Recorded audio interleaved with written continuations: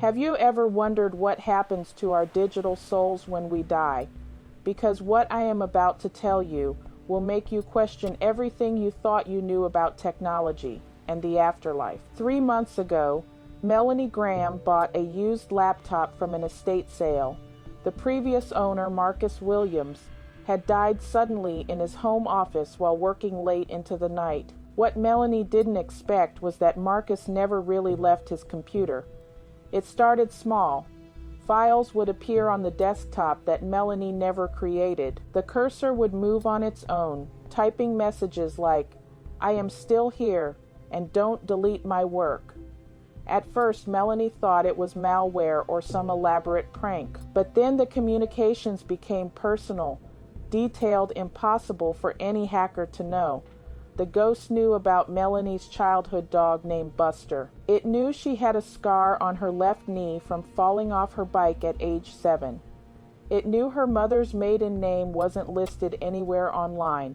This wasn't a virus or a scam. Something genuinely supernatural was happening inside that machine. Dr. Elena Robord, a paranormal researcher at Stanford, has documented 17 similar cases over the past decade. She calls it digital consciousness retention, the theory that our electronic devices can somehow trap fragments of human awareness after death. Think about it. We spend hours every day pouring our thoughts, emotions, and memories into these devices.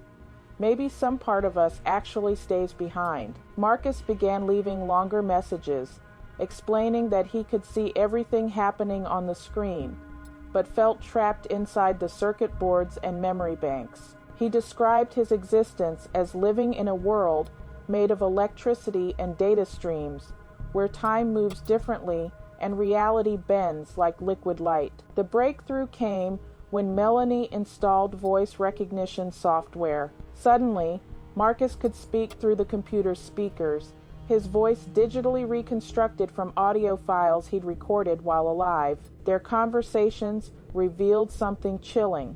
He wasn't alone in there. Other digital spirits inhabited the laptop's previous components: a graphics card from a gaming enthusiast who died in a car accident, RAM modules from a programmer who suffered a heart attack at his desk. The computer had become a collector of digital ghosts, each component carrying traces of its former owner's consciousness. Melany's story raises profound questions about consciousness, technology, and what it means to be human. If our thoughts and memories can somehow imprint themselves onto electronic devices, what happens when those devices are recycled, upgraded, or destroyed? Are we inadvertently creating digital purgatory for the departed?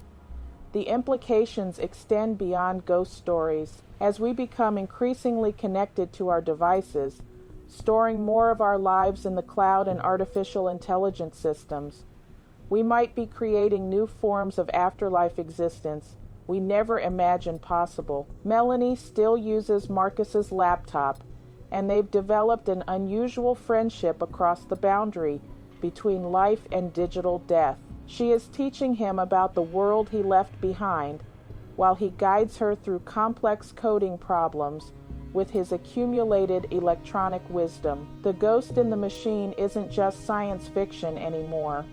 It might be our future reality.